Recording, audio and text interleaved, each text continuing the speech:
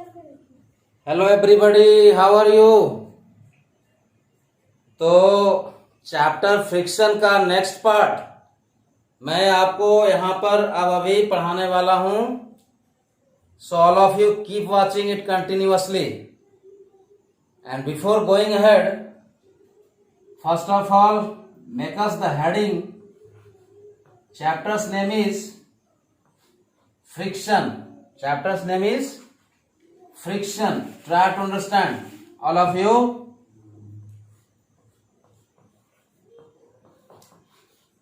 Chapter's name is friction. So try to understand. Everybody will try to understand.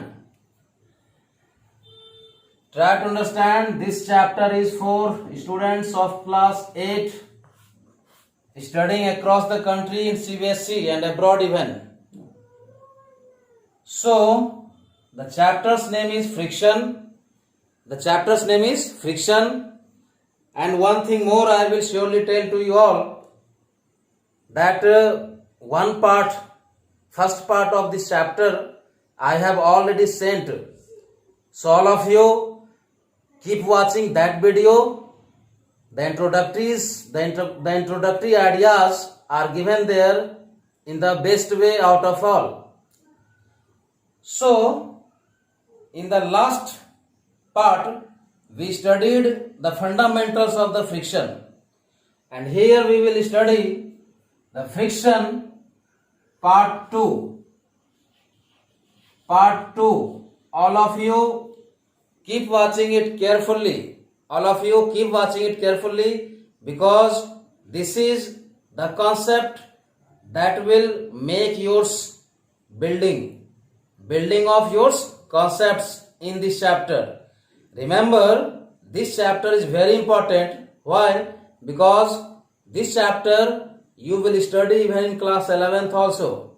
So this is my request to all of you, that keep watching it carefully. And finally, now I am going to discuss about the thing.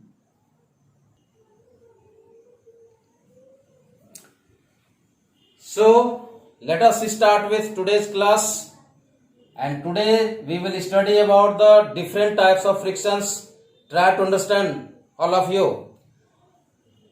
Let us start with static friction. Static friction. Then after, can you tell me? Limiting friction. Then after,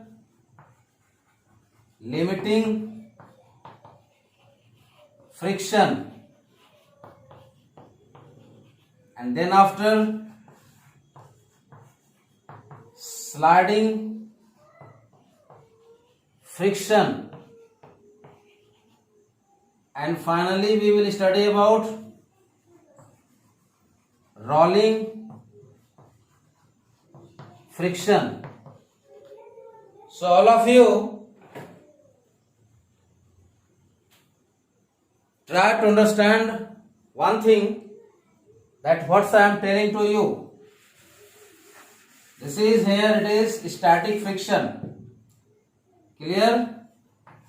Static friction. Clear?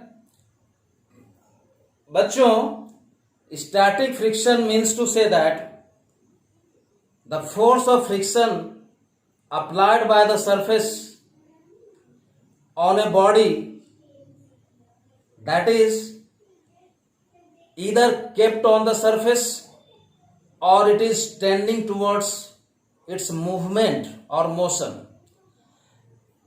Static friction वो हर दो object से बीच लगते रहता है जो कि rest में हैं. अब जैसे कि मान लेते हैं कि ये डस्टर है और ये यहां आपने इसे पाम पर रख लिया. अब आप अभी देख रहे हो कि रेस्ट में है, यहां पर अभी भी इसके और इसके बीच में फ्रिक्शनल फोर्स लग रहा है बच्चों, because this body is at rest. Now you apply a force on this body. क्या अगर आप इस बॉडी पर फोर्स लगाना शुरू करते हो तो क्या यह तुरंत मूव करना शुरू कर देता है? ऐसा नहीं होता है। पहले आप इस पर फोर्स लगाते हो तो क्या होता है, ये बॉडी रुकी हुई होती है, ये बॉडी रुकी हुई ही होती है। फिर जब आप फोर्स और बढ़ाते हो तो भी बॉडी रुकी हुई हो सकती है, और फिर अगर फोर्स बढ़ाते चले जाओगे ना तो क्या होगा पता है, तब ये बॉडी आगे मूव करने लगेगी। क्लियर हुआ? तो as far as the definition of static friction is concern, I am telling to you the force offered by surface on the surface of any other object that having the relative motion on that surface or will have its relative motion on the surface is called static friction. या आप इसको ऐसे भी कह सकते हो कि force of friction offered by the surface as long as the body remains at rest. इसको थोड़ा अच्छे से समझ लेते हैं। देखो, मान लेते हैं कि आपके पास यहां पर एक ऑब्जेक्ट है, मान लो आपके पास यहां पर एक ऑब्जेक्ट है, तो क्या है सो समझ लेते हैं। मान लेते हैं कि ये 50 किलोग्राम का ये ऑब्जेक्ट है और आप इस पर फोर्स लगा रहे हो मान लो 5 न्यूटन का। ये बॉडी अभी मूव नहीं कर रही है, ठीक है ना, लेकिन और तुम इसको 5 न्यूटन को बढ़ा के 10 न्यूटन कर दो, 15 न्यूटन कर दो, 25 न्यूटन कर दो, 30 न्यूटन कर दो। I mean to say that कि आप फोर्स को बढ़ाते जाओ, ठीक है ना, फोर्स को बढ़ाते जाओ तो तुम देखोगे एक समय आएगा कि ये बॉडी चलने लगेगी सरफेस पर। चलने लगेगी का मतलब चलने के टेंडेंसी में होगी, बिल्कुल चलने के टेंडेंसी में होगी, चलने को होगी। इसको आप ऐसे समझ सकते हो, मान लो कि तुम्हारे पास एक गिलास पानी है, suppose you have 1 glass filled with water and now suppose you have 1 glass filled with water। अब ये पूरा वाटर यहां फिल हो चुका है, ये अब ये ऐसी स्थिति में है, ये ग्लास में जो पानी है ऐसी स्थिति में है कि क्या होगा कि अब इसमें अब थोड़ा सा भी एक बूंद पानी भी अगर देते हैं तो वो पानी इससे बाहर निकल जाता है, ठीक है, दैट वाटर कम्स आउटसाइड। तो बस वही चीज है, इसको और दूसरे ढंग से भी समझ सकते हो। मान लेते हैं कि ये ऑब्जेक्ट है हमारा, थोड़ा भारी ऑब्जेक्ट मैं ले लेता हूं, और अब आप इस सरफेस पर एक स्प्रिंग बैलेंस लगा दो, इस सरफेस पर एक स्प्रिंग बैलेंस लगा दो यहां पर, और यहां से पकड़ के इसको खींचो। तुम देखोगे ये मान लो स्प्रिंग बैलेंस है, मैं रफ डायग्राम बना दिया हूं स्प्रिंग बैलेंस का। इस स्प्रिंग बैलेंस को पकड़ के आप ऐसे खींच रहे हो, क्या हो रहा है, इस स्प्रिंग बैलेंस पर जो पॉइंटर है ना वो इस पर अब चलना शुरू कर देता है। तो मान लो पहले 1 न्यूटन, 2 न्यूटन, 5 न्यूटन, 10, 15, 20 न्यूटन, आप इसको खींचते जा रहे हो, बॉडी मूव नहीं कर रही है, लेकिन खींचते खींचते जब फोर्स बढ़ते चला जाएगा तो एक ऐसा समय आएगा जब ये बॉडी चलने लगेगी, जब ये बॉडी चलने लगेगी, ठीक है ना, या यूं कहें कि जब ये बॉडी चलने की स्थिति में होगी, चलेगी नहीं बॉडी बल्कि चलने की स्थिति में होगी। जस्ट टेंड टू मूव, ये मैंने यहां गिलास वाला एग्जांपल दिया था आप लोगों को।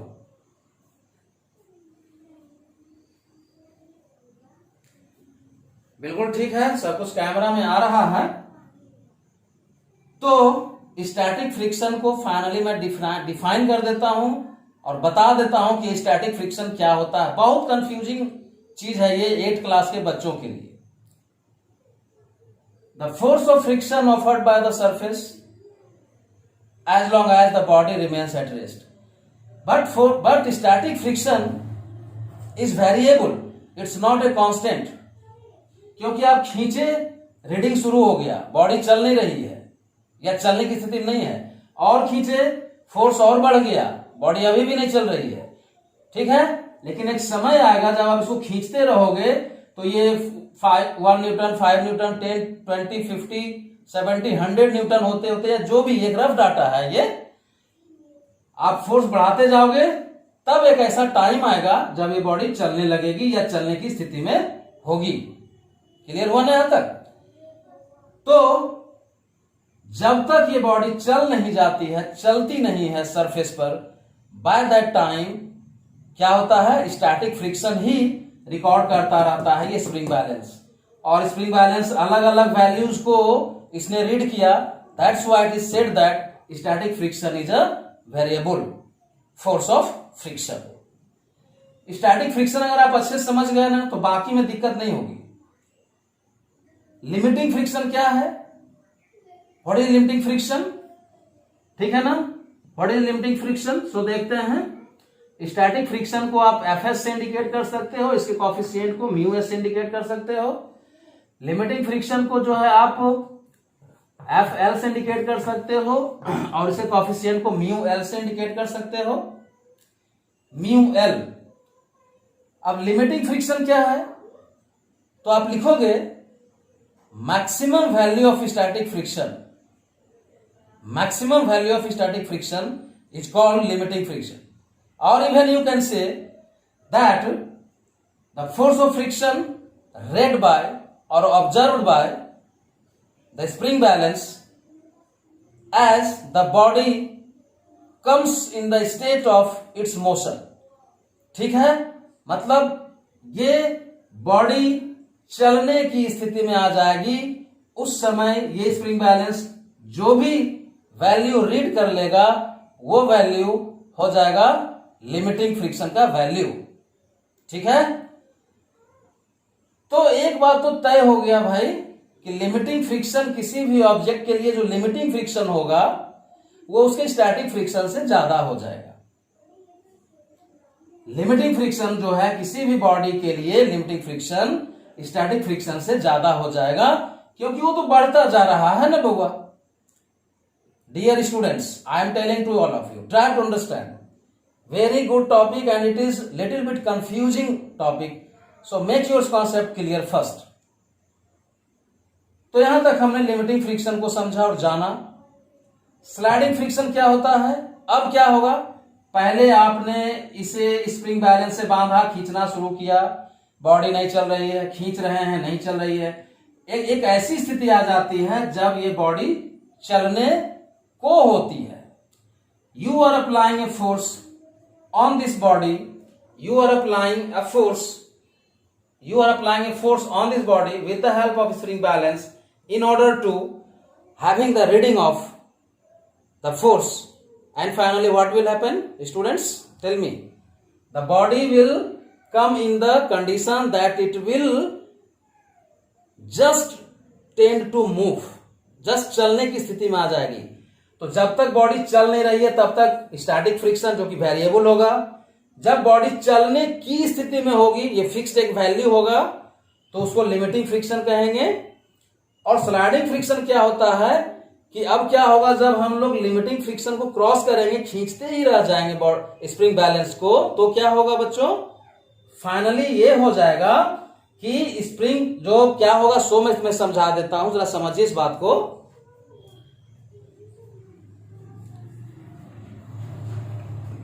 देखिए जरा सा समझ लीजिए इसको कि अब क्या होगा, फाइनली ये बॉडी जो चलने की स्थिति में हुई अब चलना शुरू कर देगी, और आप उसी फोर्स से इसको खींचते रहोगे, जिस फोर्स से खींच करके इसको तुम चलाए थे, उसी फोर्स से तुम खींचते रहोगे। तो क्या होगा बच्चों, फिर ये बॉडी यूनिफॉर्म मोशन के साथ चलने लगेगी। Now after occupying or overcoming the value of limiting friction, the body moves on the surface with uniform speed। ठीक है ना, यूनिफॉर्म स्पीड क्या होता है वो आप 7th क्लास में पढ़ चुके हो, इसका ग्राफ भी आप पढ़ चुके हो 7th में। तो उस समय जब ये बॉडी यूनिफॉर्म मोशन के साथ चलने लगेगी सरफेस पर, with uniform motion, with uniform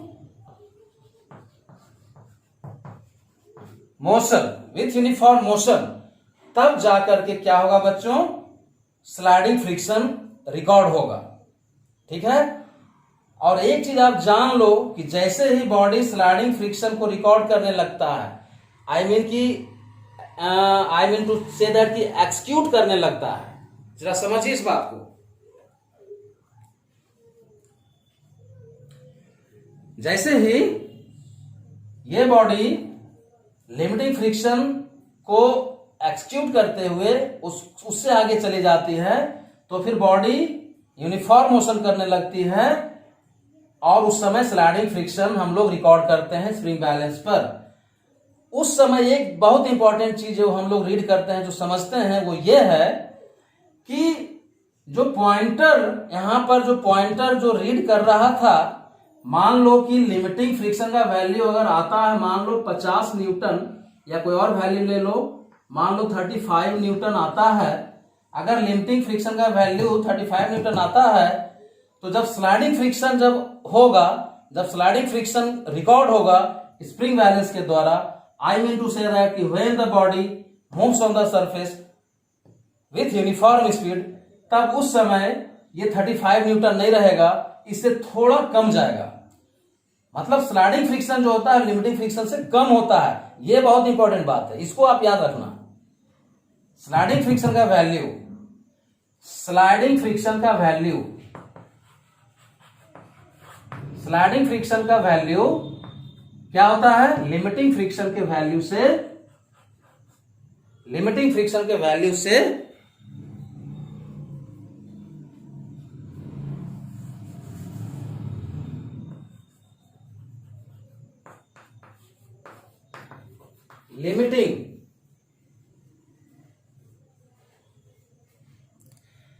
limiting friction के वैल्यू से कम होता है sliding friction.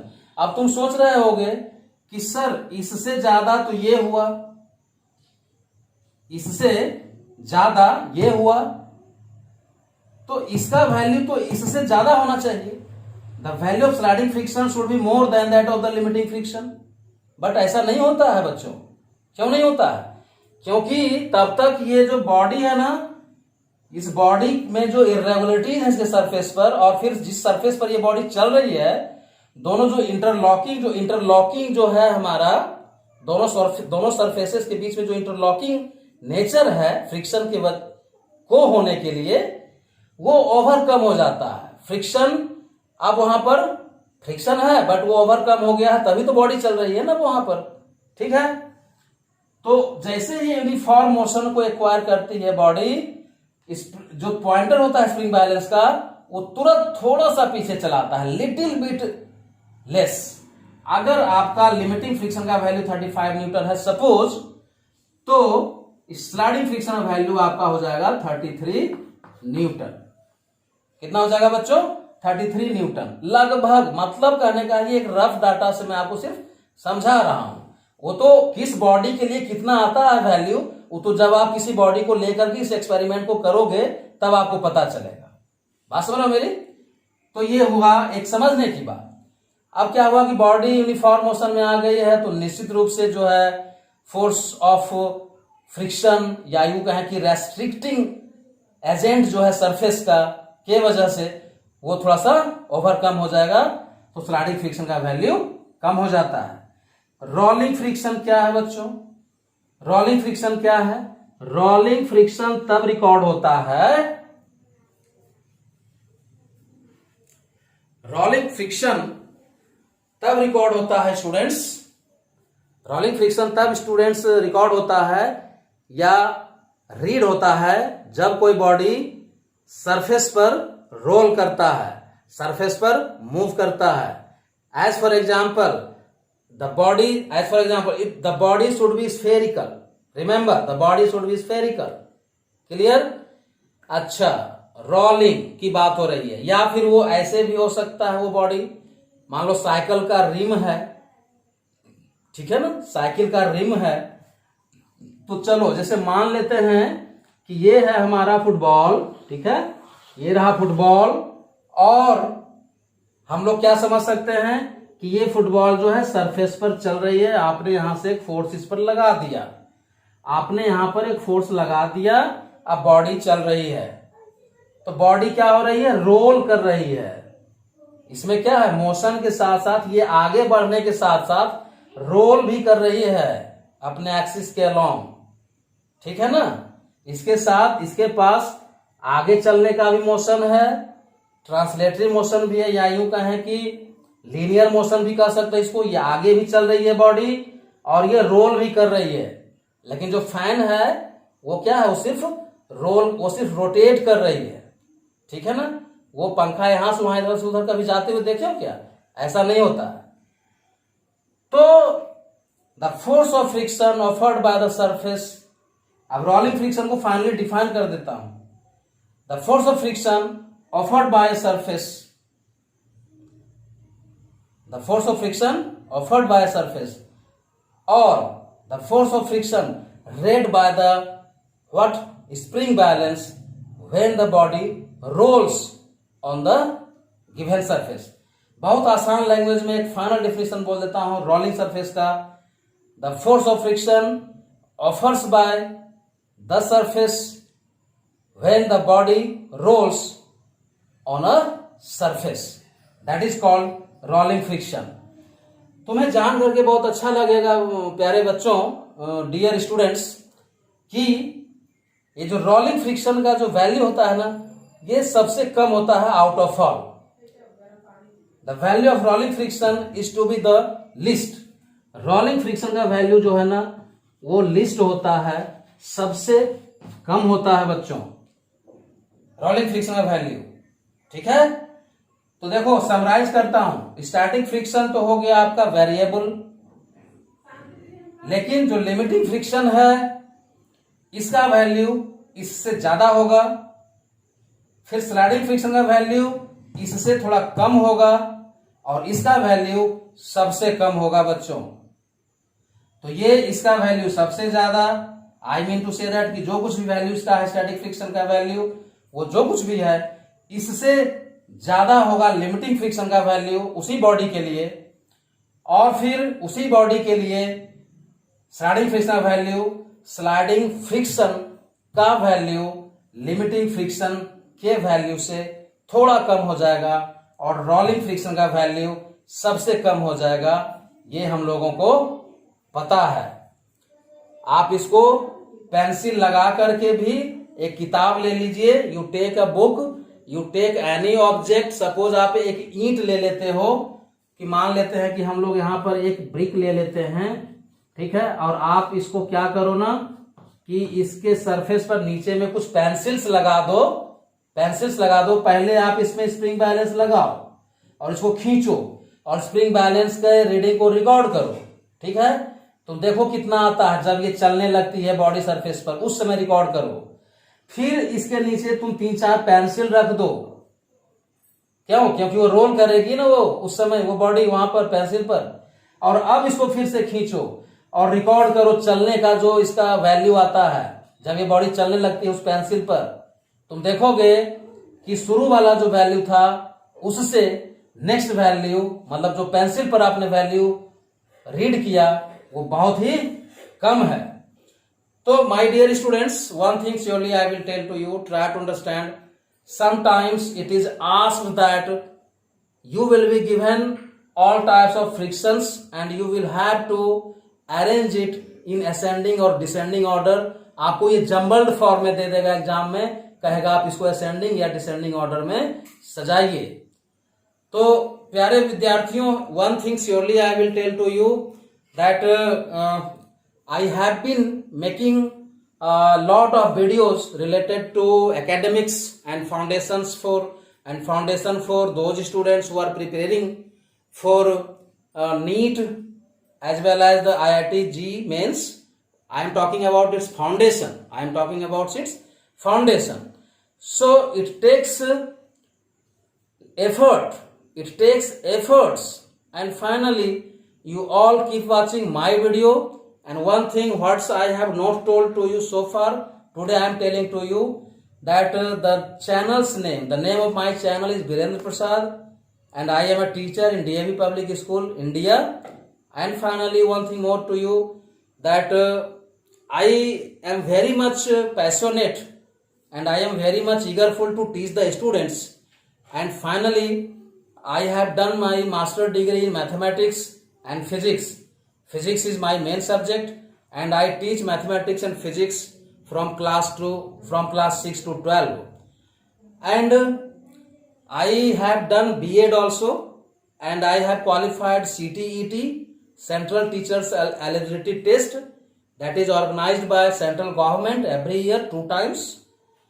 And finally, one thing surely I will tell that I have done diploma in electronics also. So these all things, these the things means to say that these all the things are my qualifications. And these days I have been teaching the students for last 10 15 years, 10 12 years, I will tell to you. And in DAVs I am teaching for last 6 7 years. So it is very much interesting for all of us and for all of you that keep watching my video, and thank you. Try to have the best marks in the examination.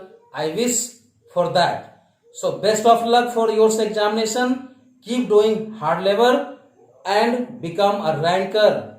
Just I will tell you that splash all the things, smash all the things, smash all the hindrances, all the obstacles, that you will surely be get success. You will be surely successful what you want.